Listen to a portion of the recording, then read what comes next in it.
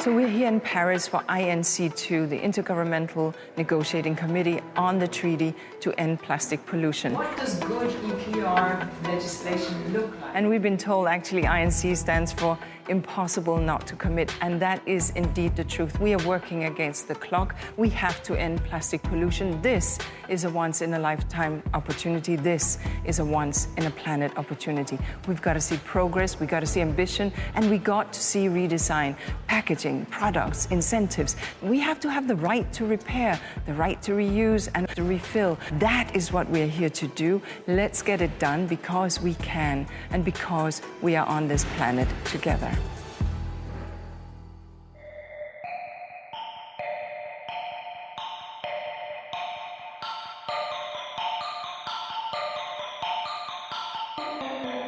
I'm Marcy Trent Long. Welcome to our Season 17 Global Plastics Treaty Negotiations.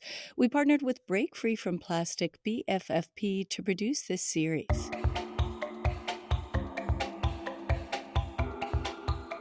The second meeting of the International Negotiations Committee, INC-2, took place with the lofty ambitions just outlined by UNEP Chief Inger Andersen.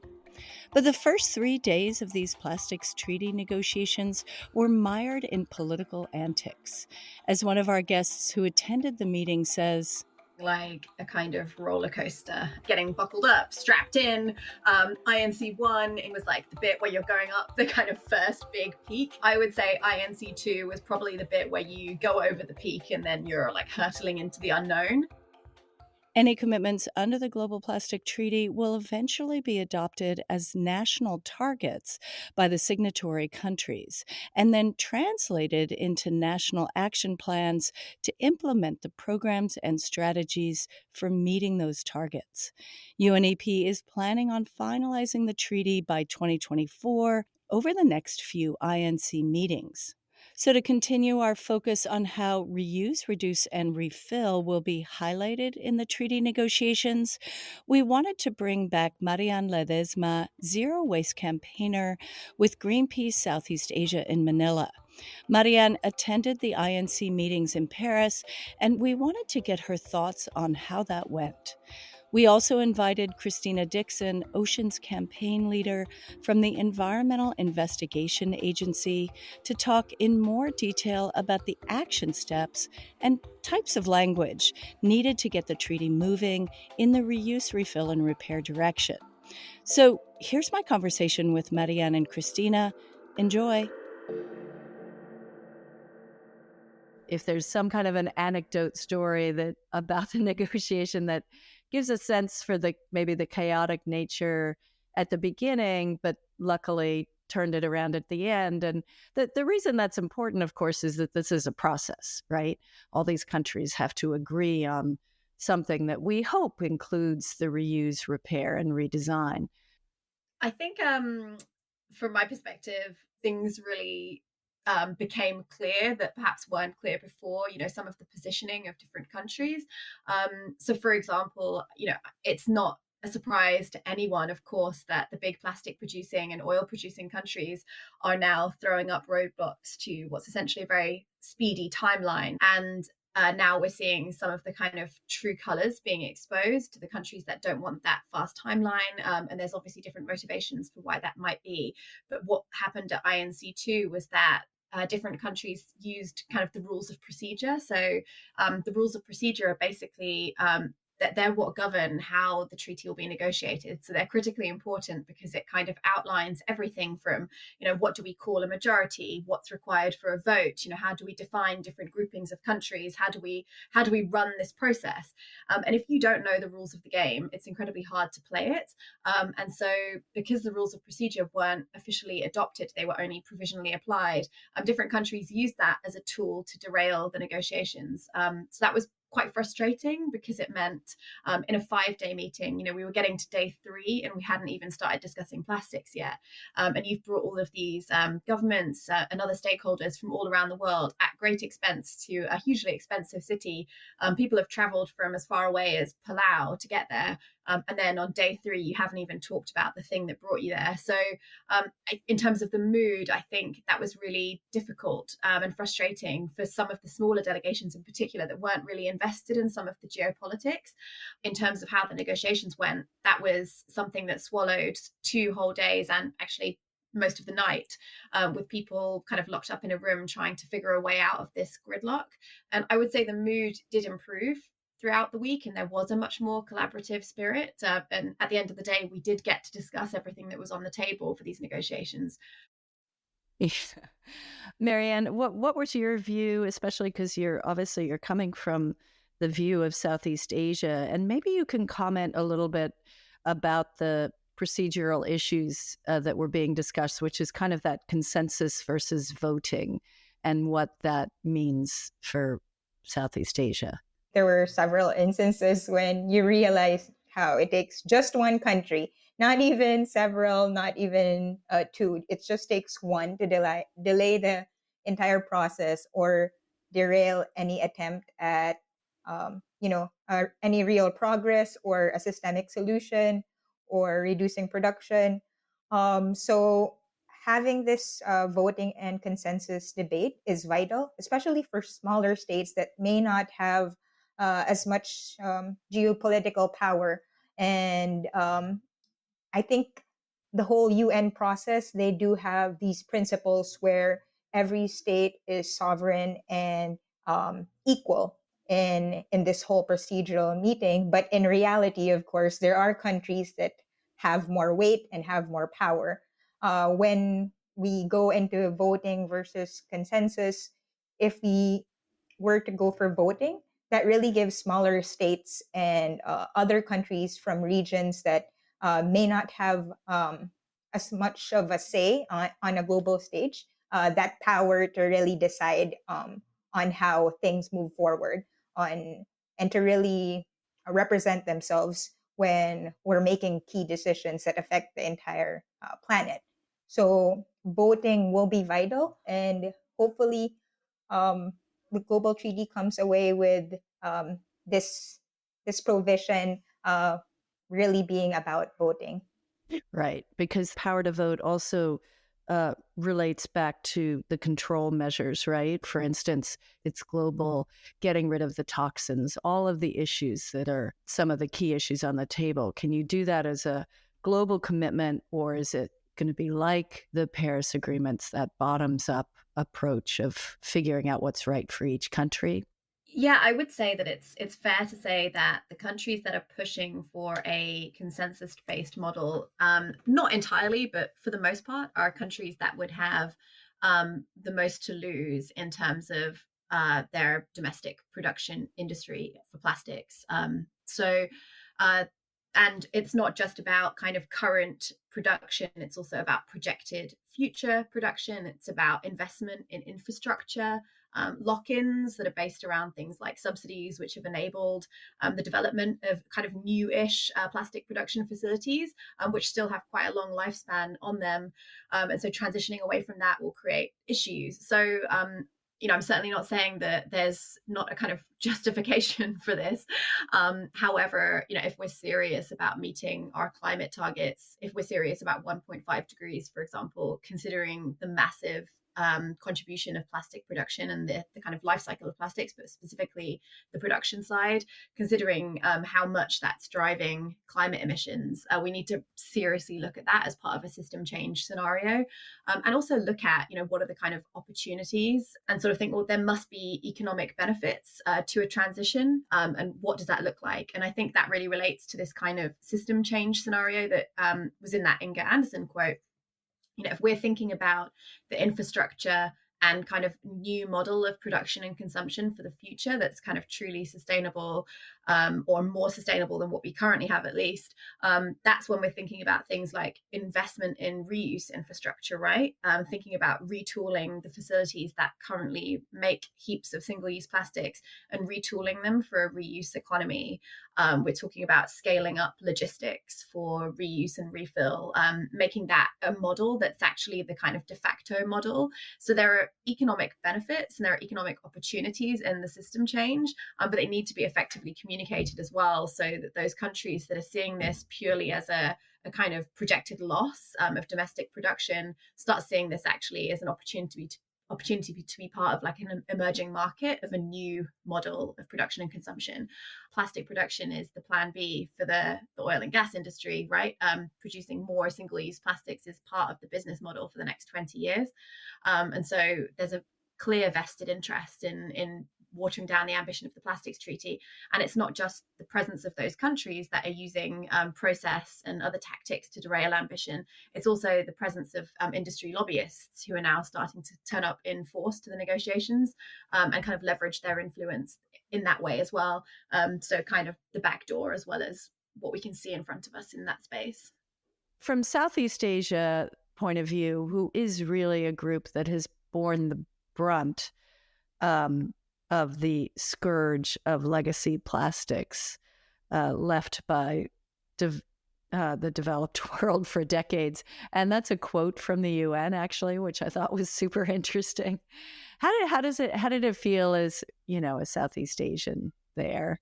I think that there was this sense of frustration that we're sort of falling into the same trap that we have been for decades, because there were some discussions around waste management and new technologies that are supposed to get rid of all of this plastic waste.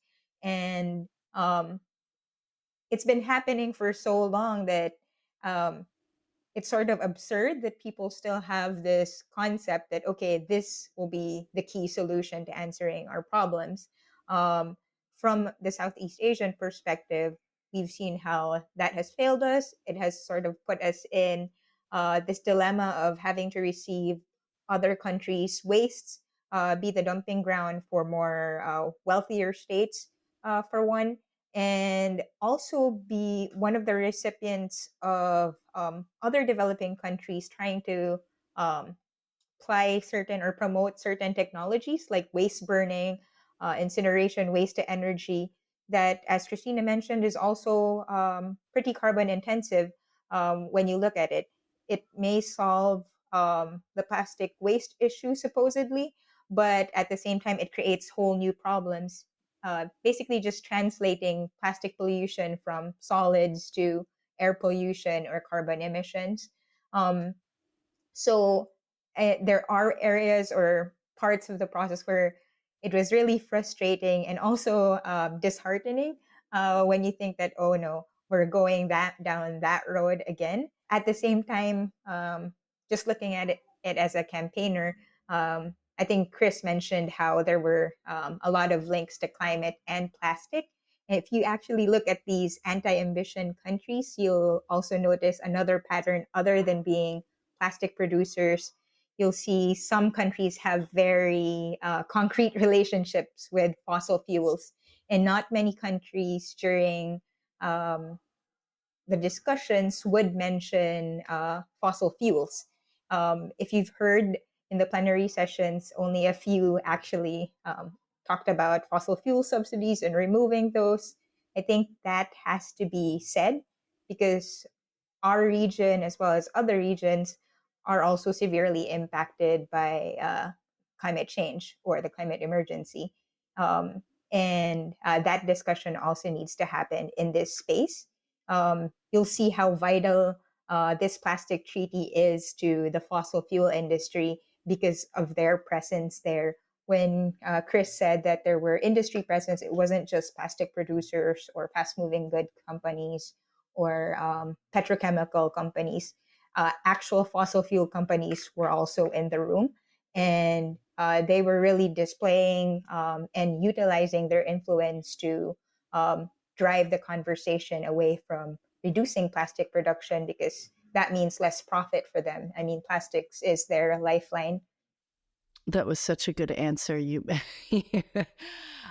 I'm going to get back to the monitoring and reporting then, and whether or not you feel as though having the IPCC is the climate change scientific group, right, that now creates these very significant reports in terms of creating credibility for the data, right? So you've been a campaigner for years. There's been 20 years of data and reports, et cetera, that have come out and said, we're trashing our seas, microplastics are dangerous, chemicals are dangerous. But do you think that if we can at least get that monitoring and reporting in, will that make a difference? And specifically, do you think there's any chance that it will include reuse, repair, refill type data, which could also make a difference?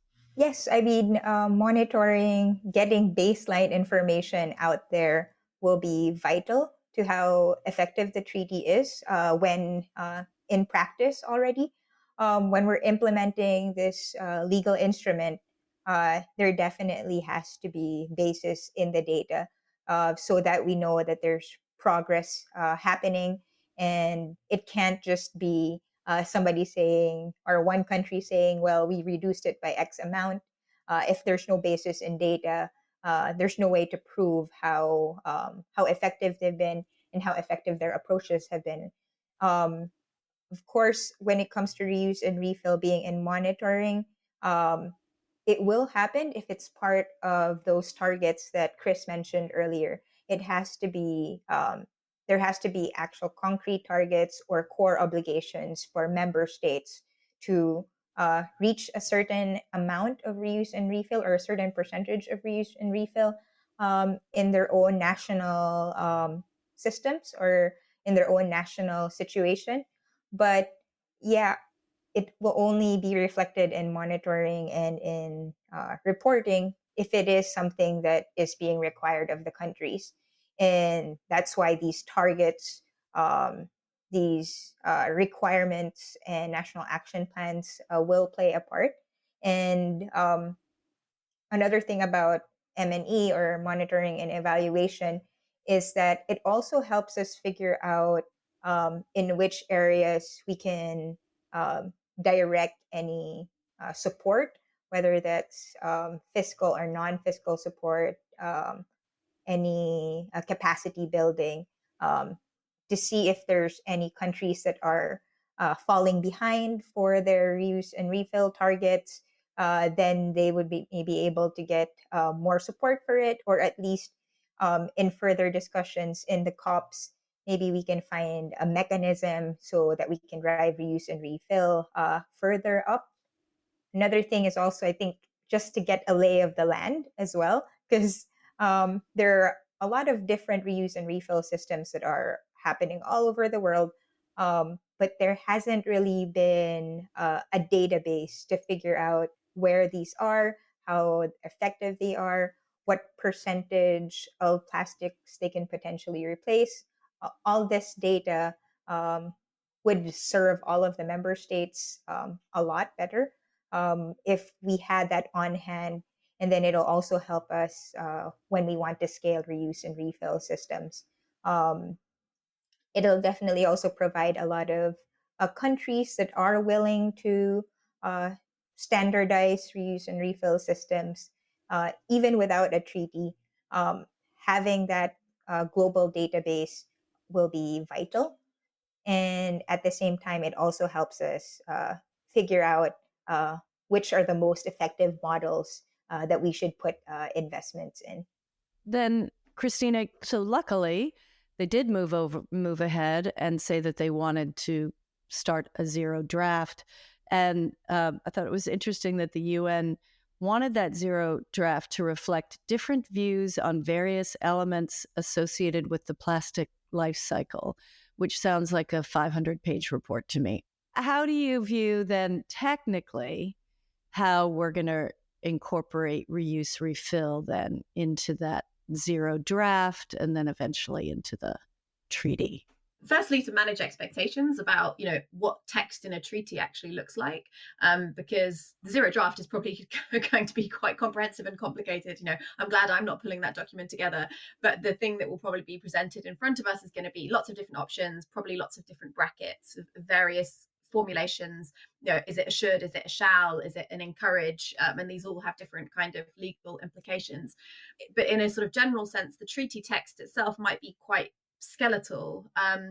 the areas where things like reuse might be incorporated, as I see it, are in kind of many different levels, and it might be things that end up being in guidelines within the treaty, so it wouldn't actually be in the kind of body of the treaty text, although there might be a reference to reuse. It might be more that, you know, one of the COPs, the Conference of the Parties, is directed to develop guidelines on reuse, for example, which then creates kind of globally agreed definitions on what, you know, what does reusable actually mean? You know, what does a reuse system actually mean, and how can that be kind of legally defined? So that would be negotiated at a later date. But in the kind of structure of the treaty, there's quite a few different places where reuse fits. So say, for example, you know, if there was to be targets for the reduction of plastic production, usually, you know, I would see that going then hand in hand with also the introduction of targets for reuse.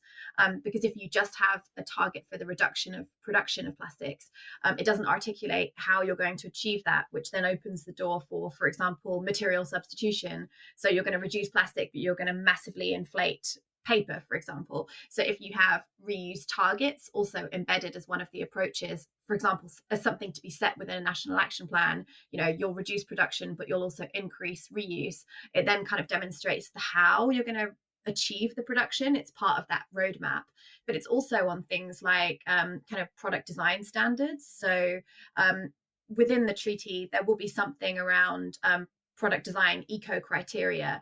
And so when that relates to products in general, if you take packaging, for example, it could be, you know, criteria on material safety, recyclability, reusability or compostability. So there's different criteria that might be required. Those same guidelines could also be applied to reusable packaging. So if we have some actual globally agreed standards for reusable packaging, if we just take that as one sector that's kind of high impact, high priority, that then means that it's much easier for countries and regions to scale up reuse, because if we have a common understanding of what a reusable packaging is, it means that there could be, for example, shared infrastructure, shared logistics for reuse to actually be kind of scaled up significantly to the level that it would need to happen. So those kind of product design standards for me are a kind of key piece of the reuse puzzle within the treaty. And then I think finally, the other piece which maybe gets overlooked is around the kind of financing. So within the new treaty, there'll be some sort of financial mechanism, whether that's a dedicated multilateral fund or a combination of different financial mechanisms. So that's just like a couple of the things. I think a lot of it will come down to how it's translated into the kind of national action plans, which are a key implementation measure of the treaty. But certainly at the global level, a kind of the treaty can drive that global understanding of what does reuse actually mean when we're talking about reuse systems, promote the guidelines, create the definitions, which then make it kind of workable and replicable at a global scale. And then countries will be, you know, pushing towards their own kind of national targets that are legally binding within the treaty. I presume they'll have some different language choices, and maybe it's something that doesn't get finalized in the treaty and you set up the standards committee. I don't know. Do you see that? How do you see that playing out? Yeah, there's definitely a possibility that this responsibility gets assigned to maybe a newly formed organization that will oversee reuse and refill globally, or it could be put under the purview of an existing organization that does it. That remains to be seen. The great thing about the treaty is that there's a whole section of potential elements that the UN released that talks about reuse and creating a real circular economy. So that's what we want to push forward, and hopefully more and more countries support it. We just have to be very careful of how it gets defined, and that it doesn't get manipulated into something less effective, or something that actually just mirrors our current system. Yeah, and I was just going to say, so let's wrap it up with that. You know, once again, how do we support reuse refill for the treaty? Yeah, I mean, it'll be important, I think, to sort of shine a light on these concrete examples of reuse and refill. And there are many of those, whether it's scaled up reuse and refill systems or smaller but viable models that are waiting to be scaled. I mean, the Global South has a few that are either newly developed examples or existing systems like deposit return schemes that have remained in operation for decades.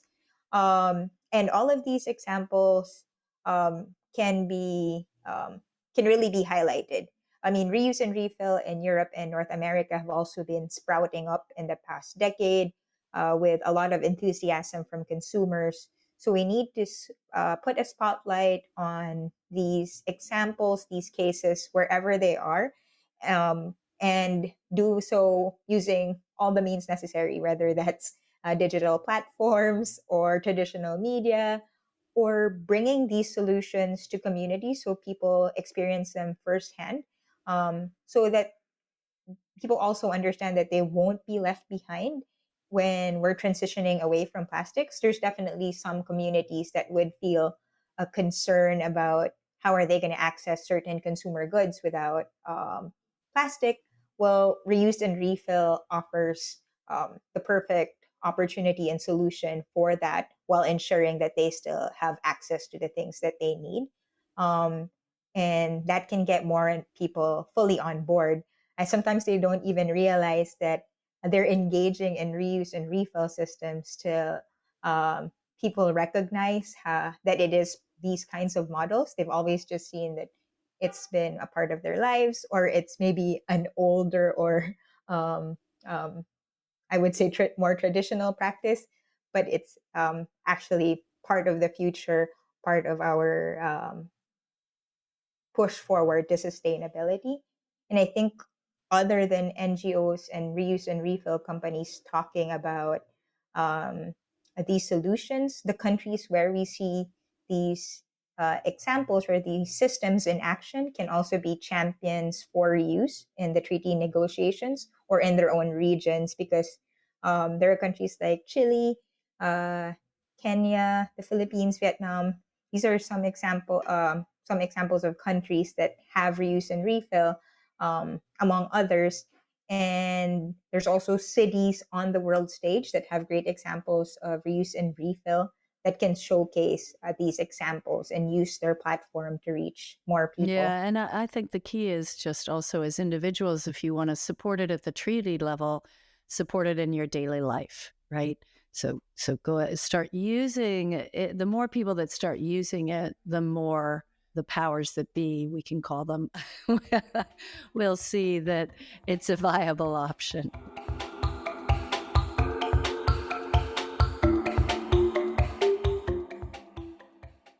This podcast season was hosted by me, Marcy Trent Long, and produced by Carol Mang. A big thank you to our guests, Marian Ledesma, Zero Waste Campaigner with Greenpeace Southeast Asia, which is a Break Free from Plastic member organization, and Christina Dixon, Oceans Campaign Leader at the Environmental Investigation Agency. We partnered with Break Free from Plastic BFFP to produce this series. BFFP has numerous resources on their website about the Global Plastics Treaty. Check out our show notes for those. Jill Baxter is a contributing editor, and Alexander Mobison created the intro-outro music made by using repurposed and recovered waste items. Thank you for listening. Season 17, Global Plastics Treaty, will be back again in the fall when the INC meetings continue in Nairobi, Kenya. Again, we have a special logo for this season, so look out for it on our feed. Next, we'll drop some bonus episodes from our Season 16 Cool Agriculture. For the first bonus episode, we partnered with Fair Planet to look at lab-grown fish as a climate change solution and alternative to the overfishing crisis in some Asian waters. Stay tuned, and thanks for listening.